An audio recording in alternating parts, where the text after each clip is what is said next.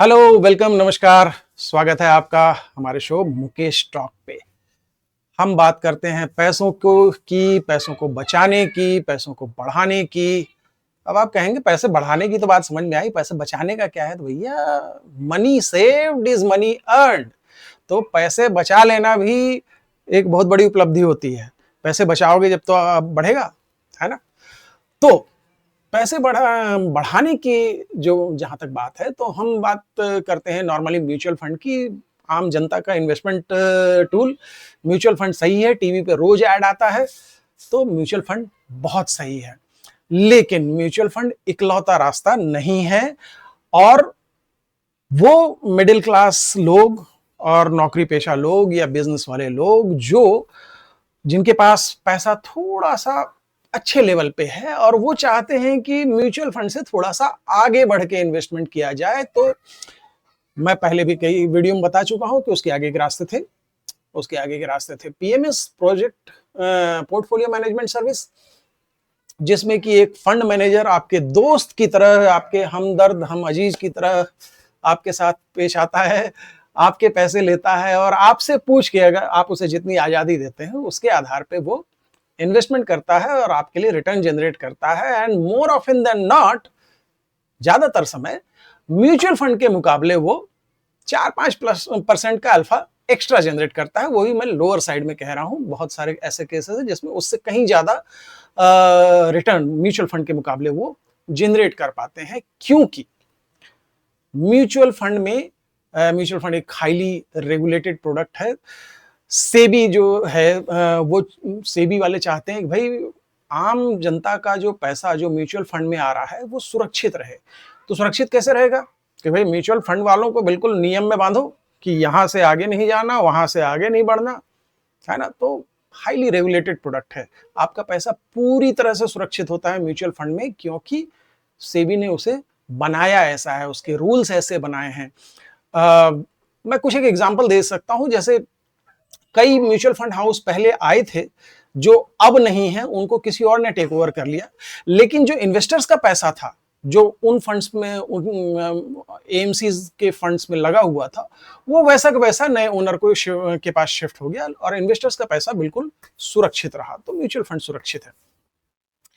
PMS में क्योंकि केवल डिस्क्लोजर नॉर्म्स और मोटे मोटे नियम बना रखे, लेकिन मोस्टली जो है फंड मैनेजर और इनके इन्वेस्टर के बीच है। और अगर आप उससे भी आगे बढ़ना चाहते हैं, क्योंकि पीएमएस में एंट्री जो है 50 लाख से शुरू होती है, यानी कि उनमें मिनिमम इन्वेस्टमेंट जो है 50 लाख का होना चाहिए। और जो लोग उससे भी आगे थोड़ा सा एडवेंचर चाहते हैं और खासतौर पे जो बहुत ही स्टेबल इनकम चाहते हैं, पीएमएस में थोड़ा सा रिस्क ज्यादा है। और रिस्क ज्यादा है तो रिस्क है तो इश्क है, रिटर्न भी ज्यादा है। और मैच्योर्ड इन्वेस्टर्स के लिए अल्टरनेटिव इन्वेस्टमेंट फंड यानी कि एआईएफ होता है, जिसमें मिनिमम इन्वेस्टमेंट 1 करोड़ का चाहिए, तो वो भी इन्वेस्टमेंट की एवेन्यू हो। लेकिन बहुत ऑब्वियस सी बात है कि म्यूचुअल फंड में तो आप 5,000 से इन्वेस्ट कर सकते हैं। इनफैक्ट 500 से एसआईपी शुरू कर सकते हैं। 5,000 अगर आप लमसम कर रहे हैं तो मिनिमम इन्वेस्टमेंट 5,000 है। और पीएमएस जिसमें मिनिमम इन्वेस्टमेंट 50 लाख है, तो दोनों के बीच गैप बहुत बड़ा था। तो इस गैप को कम करने के लिए सेबी ने एक और प्रोडक्ट लॉन्च किया बीच में, जिसे कहते हैं एसआईएफ, स्पेशलाइज्ड इन्वेस्टमेंट फंड। और अप्रैल से इसकी बात चल रही थी, कई फंड हाउसेस को इसकी परमिशन मिली थी। तो सबसे पहले क्वांट म्यूचुअल फंड ने अपना एसआईएफ लॉन्च किया। 17 सितंबर से 1 अक्टूबर तक उनका एनएफओ चल रहा है, जिसके बारे में मैंने पिछले वीडियो में बताया है। इसके बाद ईडलवाइस अपना हाइब्रिड लॉन्ग शॉर्ट फंड लेके आ रहे हैं। 1 अक्टूबर से उनका एनएफओ शुरू होगा, जो 15 अक्टूबर तक चलेगा। और बहुत ही प्रूडेंट, बहुत ही बैलेंस्ड अप्रोच के साथ एडलवाइस अपना फंड लेकर आए हैं। और जिन लोगों को कम रिस्क के साथ एक स्टेबल रिटर्न चाहिए, है ना, अप्रोक्सीमेटली 10 से 11%, और ये मैं नहीं कह रहा हूं भाई, उन लोगों ने अपनी स्ट्रैटेजी को बैक टेस्ट किया है और उसके आधार पे उनका कहना है कि मोटा मोटा इतना रिटर्न आप एक्सपेक्ट कर सकते हैं, एवरेज। पीछे मत पड़ जाइएगा कि नहीं तुमने तो भाई 11% बोला था, एवरेज, है ना। 7% से लेके 13-14% तक का रिटर्न आप उम्मीद कर सकते हैं। अब एसबीआई म्यूचुअल फंड अपना हाइब्रिड लॉन्ग शॉर्ट फंड लेके आ रहे हैं और इनका एनएफओ भी 1 अक्टूबर से शुरू होकर 15 अक्टूबर तक चालू है। और जो इन एनएफओ में पार्टिसिपेट नहीं कर पाएंगे उनके लिए वो फिर से सब्सक्रिप्शन के लिए खुल जाएगा कुछ दिन बाद। पता ही है म्यूचुअल फंड में भी यही होता है, तो सेम तरीका इसमें है। अब बात करते हैं कि एसबीआई के स्पेशलाइज्ड इन्वेस्टमेंट फंड में ऐसा क्या खास है। और खैर पहले मैंने म्यूचुअल फंड और पीएमएस के बारे में जब मैंने बताया कि म्यूचुअल फंड में लमसम आप मिनिमम 5,000 से इन्वेस्ट कर सकते हैं और पीएमएस में मिनिमम इन्वेस्टमेंट 50 लाख है, तो एसआईएफ बीच में कैसे भाई? एसआईएफ में मिनिमम इन्वेस्टमेंट 10 लाख रुपए है, जो कि आज की तारीख में लगभग जितने भी हमारे मिडिल क्लास फैमिलीज हैं, मिडिल क्लास अर्नर्स हैं, वो बड़ी आसानी से ये इन्वेस्टमेंट थ्रेशोल्ड उनका होता है, इससे कहीं ज्यादा होता है। तो अगर आप म्यूचुअल फंड से थोड़ा सा ज्यादा, थोड़ा सा स्टेबल रिटर्न चाहते हैं तो एसआईएफ आपके लिए है। एसआईएफ 7 कैटेगरी में आने वाला है। इक्विटी में 3 कैटेगरी है, एक इक्विटी लॉन्ग शॉर्ट है, एक x top 100 long short fund है, एक थीमेटिक फंड है, फिर डेट के 2 फंड्स हैं और 2 फंड्स जो है हाइब्रिड कैटेगरी में है। तो ईडलवाइस ने भी सबसे पहले सेफ ही चलना पसंद किया और इसीलिए वो हाइब्रिड में पहला फंड लेके आए हैं। एसबीआई ने भी, क्योंकि एसबीआई आपको पता ही है इंडिया का दूसरा, इनफैक्ट हाँ दूसरा सबसे बड़ा म्यूचुअल फंड हाउस है, तो डेफिनेटली ये इन्होंने भी चाहा कि भाई इन्वेस्टर्स के पैसे को सुरक्षित रखने के लिए अगर पहला एसआईएफ लाना है तो हाइब्रिड लॉन्ग शॉर्ट फंड वो लेकर आए हैं। अब जाने कि ये क्या है, मतलब इनकी स्ट्रैटेजी क्या है, कैसे पैसा जनरेट करेंगे। तो देखिए इन्होंने अपने फंड एलोकेशन को, जो अपना प्लान है वो इस तरह से रखा है कि इक्विटी और इक्विटी रिलेटेड जो इंस्ट्रूमेंट्स है इसमें 55% to 75% ये अपना फंड अलोकेट करेंगे। अनहेज्ड डेरिवेटिव्स, आपको पता ही है एसआईएफ की सबसे बड़ी खासियत यह है कि इसमें अनहेज्ड डेरिवेटिव यानी कि नेकेड डेरिवेटिव्स अलाउड है। अब डेरिवेटिव्स क्या होते हैं? तो नारियल होता है ना, वो एक्चुअल आइटम है और नारियल के लड्डू डेरिवेटिव है। तो इसी तरह इक्विटी मार्केट में इक्विटी वो नारियल है और फ्यूचर्स एंड ऑप्शंस वो डेरिवेटिव्स हैं, नारियल का लड्डू है ना। तो डेरिवेटिव्स में क्योंकि थोड़ा सा ज्यादा रिस्क होता है तो इसीलिए म्यूचुअल फंड में डेरिवेटिव्स अलाउड नहीं थे, एक्सेप्ट हेजिंग, सिर्फ और सिर्फ हेजिंग के लिए अलाउड थे, पोर्टफोलियो की हेजिंग के लिए। लेकिन नेकेड डेरिवेटिव क्योंकि उसमें रिस्क ज्यादा है वो अलाउड नहीं थे। एसआईएफ में वो अलाउड है, लेकिन उसकी भी लिमिट है। अगर आप शॉर्ट साइड में जा रहे हैं तो मैक्सिमम 25% पोर्टफोलियो का उसमें लगाया जा सकता है। लॉन्ग साइड में आपका जो इक्विटी प्रोपोर्शन है उसके हिसाब से आप जा सकते हैं, उसमें ऐसा कोई मतलब लिमिटेशन नहीं है कि शॉर्ट साइड में 25% को ही अलाउ किया गया है। तो नेकेड डेरिवेटिव्स ये ले सकते हैं 0 to 25%, ये एसबीआई का कहना है। फिर 25 से 35% ये हाई क्वालिटी डेट इंस्ट्रूमेंट्स में इन्वेस्ट करेंगे और आपको पता ही है डेट इंस्ट्रूमेंट्स जो है आपको एक कंसिस्टेंट रेगुलर इनकम देते हैं, तो ये इनके रिटर्न को स्टेबिलिटी देगा। इसके अलावा रीट और इनविट्स, रीट आपको पता है रियल एस्टेट इन्वेस्टमेंट ट्रस्ट्स होते हैं, ठीक इस तरह द इनविट होता है। तो इसमें ये अपने टोटल पोर्टफोलियो का 0 to 10% या हम सीधे सीधे शब्दों में कहें तो अप टू 10% लगाने का इन्होंने प्लान किया है। तो इस तरह से देखें, अगर ग्रॉस इक्विटी की बात करें तो 65 to 75% हो जाएगा अगर आप डेरिवेटिव्स को भी इसमें काउंट कर ले तो ये बहुत ही बैलेंस्ड, बहुत ही स्टेबल स्ट्रैटेजी है जिससे एक कंसिस्टेंट रिटर्न जनरेट होने की हम उम्मीद कर सकते हैं। एसबीआई म्यूचुअल फंड ने यहां एक और चीज मैं क्लियर कर दूं कि जब एसआईएफ आया तो सेबी ने बहुत क्लियरली कहा कि आप अपने म्यूचुअल फंड का नाम इसमें नहीं लगा सकते। जो भी एएमसी एसआईएफ लॉन्च करेगी उनको एक अलग नाम देना पड़ेगा। तो एसबीआई म्यूचुअल फंड ने अपने एसआईएफ को नाम दिया है magnum, magnum SIF offered by SBI mutual fund, और शायद 6 महीने के बाद वो एसबीआई म्यूचुअल फंड का नाम पूरी तरह से हटा दिया जाएगा, ये एक अलग एंटिटी होगी। तो मैग्नम एसआईएफ, तो अपने इस मैग्नम एसआईएफ के पहले फंड को, जो कि हाइब्रिड लॉन्ग शॉर्ट फंड है, इसको इन्होंने एआईएफ कैटेगरी 3 के जो एआईएफ है उनसे कंपटीशन में इसको रखा है, या उससे ये कंपेयर कर रहे हैं, क्योंकि इनकी स्ट्रैटेजी मोटा मोटी उसी से कंपेयर होती है।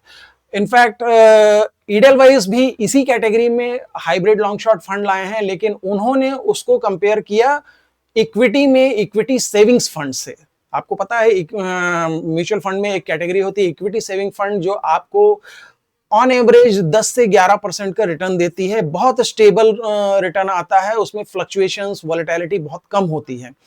तो इडलवाइस ने अपने फंड को उससे कंपेयर किया है कि आप, it is comparable to that, ठीक है, एक्सेप्ट दैट कि इसमें क्योंकि अनहेज्ड डेरिवेटिव्स भी यूज होंगे, तो आप एक्सपेक्ट कर सकते हैं कि इक्विटी सेविंग फंड से थोड़ा सा ज्यादा रिटर्न और उसी सेफ्टी के साथ आपको जनरेट होगा। यहां एसबीआई म्यूचुअल फंड ने अपने फंड को कंपेयर किया है कैटेगरी 3 एआईएफ से। अब एआईएफ के बारे में हम एक नया वीडियो बनाएंगे जिसमें एआईएफ के बारे में डिटेल से बात करेंगे, ठीक है। तो फिलहाल तो आप नाम सुन लीजिए कि कैटेगरी 3 एआईएफ, 3 कैटेगरी में एआईएफ आते हैं। तो थर्ड कैटेगरी जिसमें इक्विटी पोर्शन होता है, क्योंकि बाकी 2 कैटेगरी में इक्विटी पोर्शन नॉर्मली नहीं होता है, वो नाम ही अल्टरनेट इन्वेस्टमेंट फंड है, तो इक्विटी पोर्शन उसमें नहीं रखते, लेकिन कैटेगरी 3 में रहता है। तो उससे कंपेयर किया है, और उससे कंपैरिजन करने में सबसे बड़ा डिफरेंस क्या आता है कि कैटेगरी 3 एआईएफ में जो पूरा टैक्सेशन पार्ट है ना, ट्रांजैक्शन कॉस्ट, एसटीटी, फिर जो रिटर्न आ रहा है उस पे जो टैक्सेशन है वो काफी भारी पड़ता है, और इन्वेस्टर के हाथ में जब पैसा आता है तो लगभग वो 8-8.5% होता है। जबकि एसआईएफ में जो टैक्सेशन पार्ट है, सबसे बड़ी ब्यूटी यही है कि एसआईएफ के लिए जो एएमसी है उनको ट्रस्ट माना गया है, और उसमें आर्टिकल 1023D, आई थिंक अगर मैं गलत नहीं हूं तो यही आर्टिकल एप्लीकेबल होता है इनकम टैक्स का, और उसके तहत इसमें टैक्सेशन जो है वो म्यूचुअल फंड की तरह यूज होता है, यानी कि जो भी ट्रांजैक्शंस हैं उन पे टैक्स नहीं है, प्लस जो इन्वेस्टर है उसके हाथ में जब पैसा आ रहा है तो भी टैक्सेशन जो है 12.5% है ना। अच्छी बात, एआईएफ में टैक्सेशन 30% पहुंच जाता है। तो टैक्सेशन पॉइंट ऑफ व्यू से देखें तो एसआईएफ एआईएफ के मुकाबले काफी बेहतर है। अब हम बात करें कि ये जो टैक्सेशन की मैंने बात की 12.5%, ये 12.5% बिल्कुल तुरंत नहीं है, ये तब है जब आप 2 साल तक इसको बनाए रखते हैं, मिनिमम 2 साल तक, 24 महीने। अगर आप 24 महीने से पहले निकालते हैं, जो कि आप डेफिनेटली निकाल सकते हैं, आपका पैसा है, लेकिन आप पार्शियली नहीं निकाल सकते। ये तो मैं पिछले वीडियो में बता चुका हूं कि एसआईएफ में से आपका जो इन्वेस्टमेंट है, मिनिमम इन्वेस्टमेंट 10 लाख है, और किसी भी समय आपकी वजह से वो इन्वेस्टमेंट 10 लाख से नीचे उसकी वैल्यू नहीं जानी चाहिए। अगर मार्केट वोलेटिलिटी की वजह से वो नीचे गया तो उसमें आपका कोई कसूर नहीं है, कोई आपको कुछ नहीं कह रहा है, लेकिन आप निकाल कर उसे 10 लाख से कम नहीं कर सकते। अगर 10 लाख से कम हो रहा है तो फिर आपको पूरा पैसा बाहर निकालना पड़ेगा, फिर आप पार्शियली नहीं कर सकते। तो आपको 24 महीने रुकना पड़ेगा, तब 12.5% का टैक्स है। मान लीजिए आपका 1 साल में ही रिटर्न अच्छा खासा जनरेट हुआ और आपने सोचा कि भाई इसको निकाल लिया जाए। अगर आप उस रिटर्न को निकालते हैं तो उस रिटर्न पे जो टैक्स होगा वो आपके स्लैब रेट के हिसाब से टैक्सेशन आएगा। तो इस चीज को ध्यान में रखिएगा। अब जो नए टैक्स रेट में, नए टैक्स स्लैब में जा रहे हैं, वहां तो वैसे ही 12 लाख पे तक तो कोई टैक्स ही नहीं है, तो उस हिसाब से देखेंगे तो शायद वो भी थोड़ा सस्ता पड़े। लेकिन अगर आपका प्रॉफिट ज्यादा हो रहा है तो वो एक प्रॉब्लम आ सकती है। और जो ओल्ड टैक्स रिजीम से अभी बाहर नहीं आए हैं, न्यू टैक्स रिजीम को जिन्होंने नहीं अपनाया, उनके लिए तो बहुत बड़ी प्रॉब्लम है, ठीक है। तो टैक्सेशन पॉइंट ऑफ व्यू से आपको कम से कम 2 साल रखना पड़ेगा। अच्छा, इस फंड में आपको क्या करना है कि